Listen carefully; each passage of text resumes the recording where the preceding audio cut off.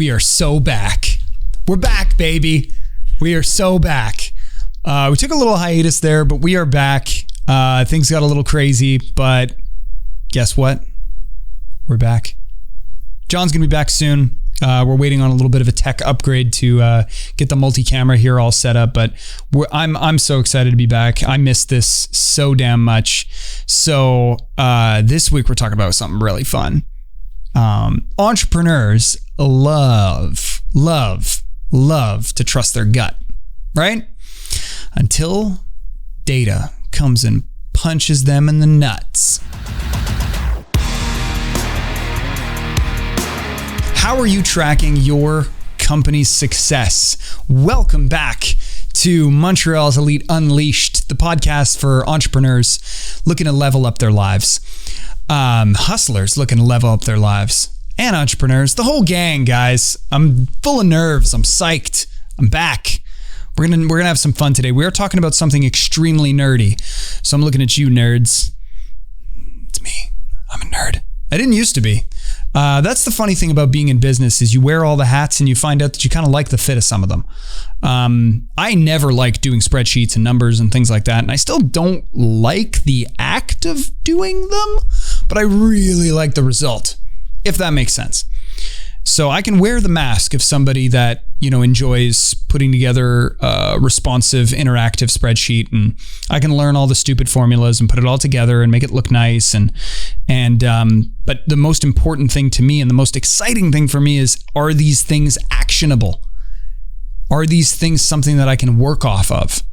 So I had a mentor once that told me that the numbers that you should be looking at regularly are things that if you were stranded somewhere on an island in a different country, you're on vacation, you got a Mai Tai in your hand, but for some reason you have a fax machine. I don't know why. Don't ask me. The resort only has a fax machine. Your cell phone broke on the plane, whatever. But the fax machine is going to send you one piece of paper. And that one piece of paper is going to contain numbers that will tell you whether your business is doing great or if it's fucked. So those numbers need to really tell you not just, okay, are you good, but more like, are you on a trajectory to be awesome? Are you on a trajectory to win, or are you on a downwards trajectory to lose? So I think that's where I started reframing what it is that I'm tracking. Now, so there's going to be two things that we're going to be talking about today. We're going to be talking about the importance of a leaderboard, but then also we're going to be talking about the importance of a scorecard. So something that you guys are looking at regularly from a leadership standpoint. And there's massive differences in these things, by the way. Huge. One thing that would go on a leaderboard would almost never go on a scorecard, and vice versa. So let's get into it. First, let's talk about the leaderboard. So what are you tracking regularly? And so what are you displaying? This is almost like employee-facing metrics. So what are you getting the troops to rally behind? What's the battle cry? What are they so excited about putting together?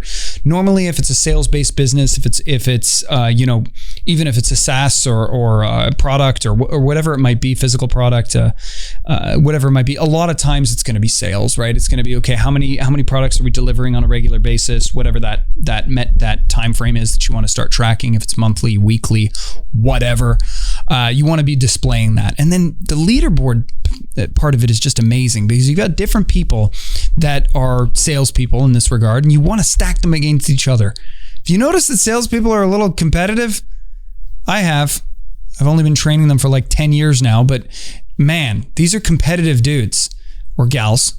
We're both. In my industry, it's mostly gals. And man, they are competitive people. So the best thing I ever did in my real estate team, and I did it totally by accident, was putting up a leaderboard. We use a system called Gecko Board. They are not paying for this podcast, don't worry. But we use a system called Gecko Board that reads off of our Google Sheet that auto-populates based on Google Forms. Google's not paying for this either, guys.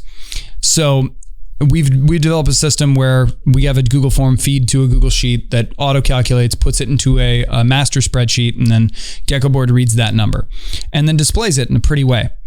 What I didn't realize was how people were going to gravitate towards this and rally behind it. So this was right when I was stepping out of production. So I had built the business to a size where I felt, at least I thought, I could exit And I think I've said on the podcast before, I exited way too early. I took a massive financial haircut when I exited, and I didn't expect to take that large a haircut. But, you know, that's what you got to do sometimes in the big city. Got to risk it to get the biscuit.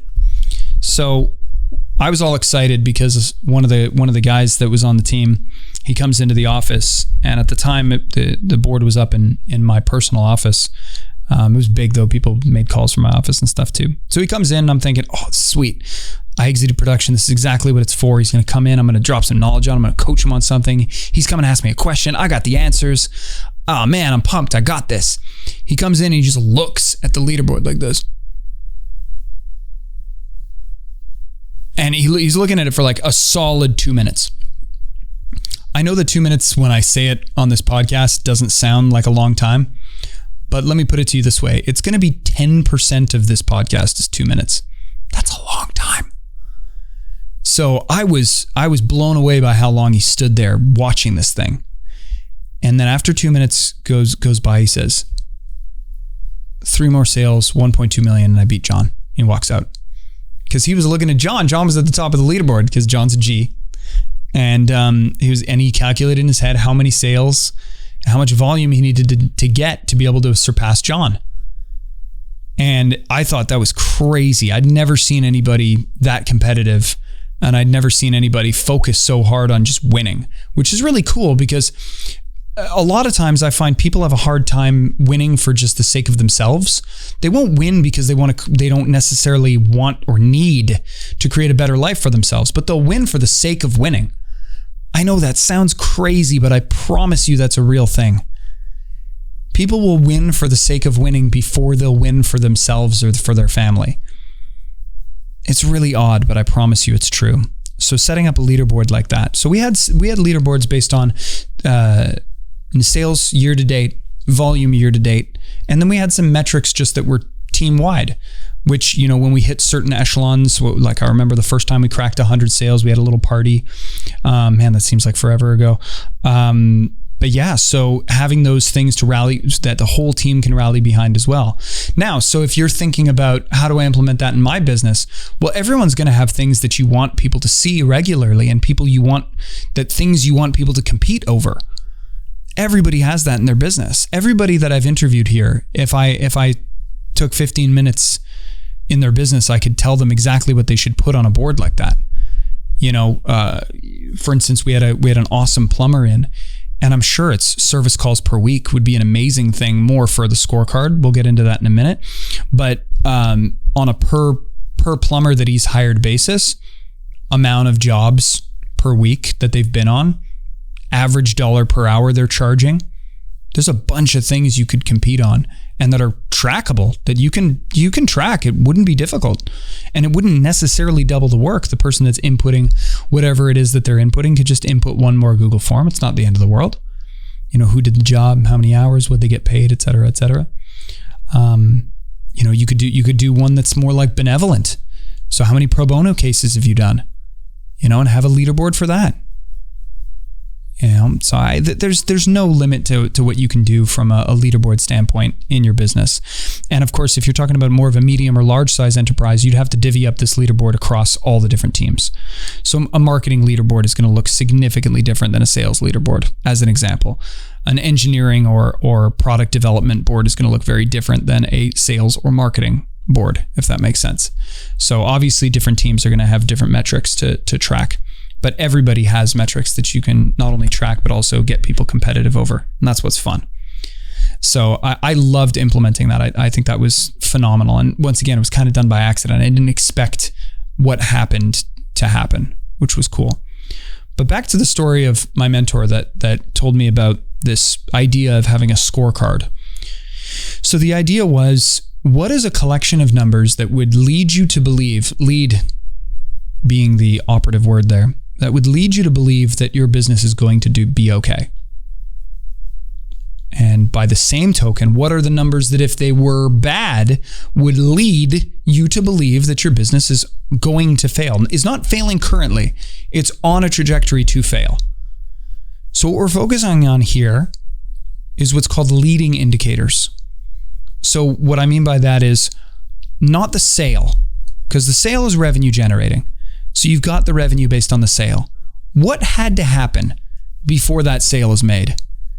So before that sale is made, what had to happen? You probably had to meet with a client, or you had to call a client, or depending on your sales process, right? Look at your sales process. Take a look at the sales process. The end result is a closed deal, right? What's the first thing that has to happen?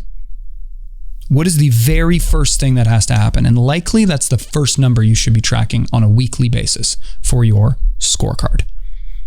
So for us in the real estate team, I'll give you a couple of examples. So in the real estate team, we realized that was contacts. When we found that people were lying about their contacts, we changed it to a metric that was given to us by our CRM. So the metric became connects, which was a conversation lasting 1 minute with a potential lead. So we knew that if people did enough of these, you could trip and fall and you're going to make money. If you speak to enough people, you're going to encounter people that need the services of a realtor. It's just a matter of time. So that to us was the number one leading indicator. We did find though that, like most things, people can lie to themselves. People can pretend to be more busy than they are. Every system is jukeable. We've gone through so many iterations, and people will never stop lying to themselves. And it's sad, but it's a sad truth. So we started looking a little bit beyond that, because we can't just look at one number. We're going to look at things that are lagging indicators, like sales year to date, total for the team, total volume year to date, for the team, all that kind of stuff. We'll look at lagging indicators, but not too many, maybe 2 or 3 of them. The majority needs to be, what are the leading indicators? So what we realized was the number one leading indicator for us was visits. So I'll give you an example. So for the most part, my business is built on providing leads to realtors that want to expand their business, that want to grow their business. What better way than to be given leads by a team leader and have that lead eventually become theirs, which is awesome. Now, those leads, predominantly speaking, I'd say 80% of the time are buyers. So after we speak to them, we are then going to take them on visits, right? So this would be in-person appointments almost would be the thing. But for the buy side, it became very difficult to track, because oftentimes the realtors in my organization really didn't like to have that initial buyer meeting. We still track it, and we still look at it, and we still think it's a leading indicator, but we prefer the leading indicator of visits, because we know when somebody agrees to go and visit property with you, that is a massive leading indicator that within a few 4, 8, 12 weeks, you are getting a sale. You are definitely getting a sale. It is the number one leading indicator for us, is visits. Okay, that's more for the buy side. For the sell side, which is all part and parcel of sales process, right? But for the sell side is, how many listing appointments are you going on? Not necessarily home evaluations, more listing appointments. How many face-to-face meetings are you having with the intention of signing somebody to an exclusive brokerage contract? So we know that that's a huge leading indicator. So we track connects, how many conversations you're having. We track appointments, so on the buy and the sell side, right? And we track visits, so how many outings that you've had. So the other thing that we tweaked over the years was, originally we were saying, okay, how many houses did you show? But that's not a great indicator. What's a better indicator is, how many outings did you have? So you left your house to go meet with a client to see 3 properties. That's 1 visit in our reporting metric, as an example. So when I'm looking at other people's scorecards across different businesses, for instance, in an insurance business, a lot of times the number one leading indicator is going to be in-person meetings. Obviously, it's almost always the case. An in-person meeting or one-on-one sales meeting is going to be a phenomenal leading indicator.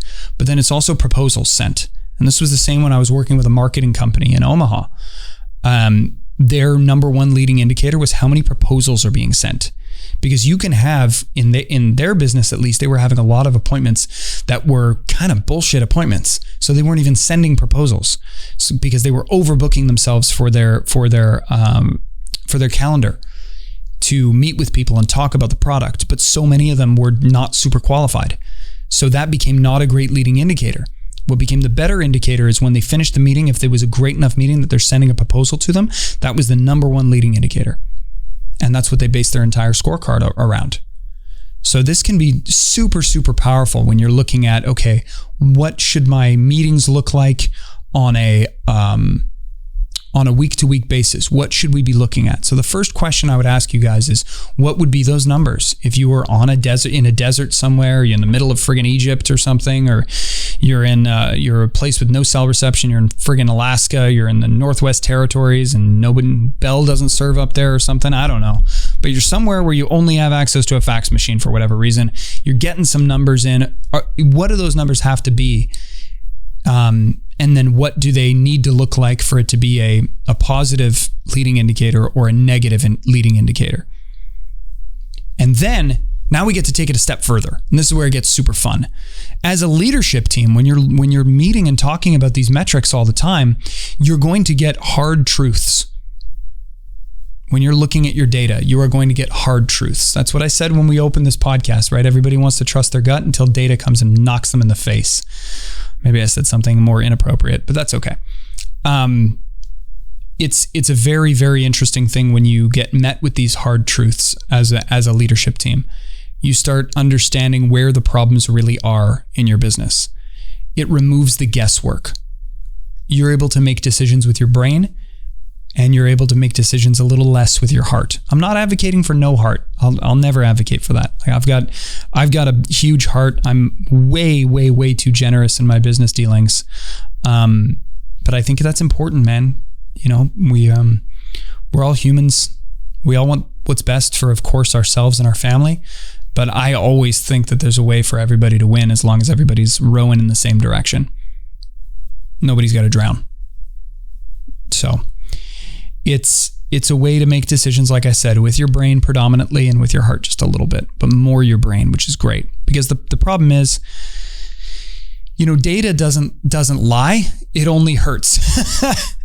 And I don't remember who said that, but I remember laughing my ass off when I first heard it. I thought it was really powerful. Data doesn't lie, it just hurts.